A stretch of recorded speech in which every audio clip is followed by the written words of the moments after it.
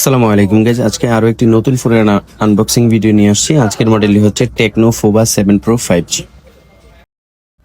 যারা 30 থেকে 35 হাজার টাকা বাজেটের মধ্যে অফিসিয়াল গেমিং ফোন খুঁজতেছেন তাদের জন্য টেকনো ফোবা 7 প্রো 5G।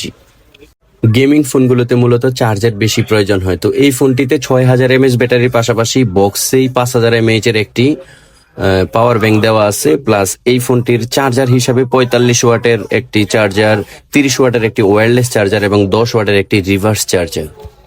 আমরা সবসময় দেখি যেই ফোনে ভালো গেম চলে ওই ফোনে ভালো মানের ডিসপ্লে বা ভালো মানের ক্যামেরা ইউজ করে না, কিন্তু এই ফোনটি একেবারেই ব্যতিক্রম। এই ফোনটিতে 6.78 ইঞ্চির 4K রেজুলেশনের একটি অ্যামোলেড প্যানেল, যেটা রিফ্রেশ রেট হচ্ছে 144 Hz। আর ওই ডিসপ্লে প্রোটেকশন হিসাবে কর্নিং গরিলা গ্লাস 7i।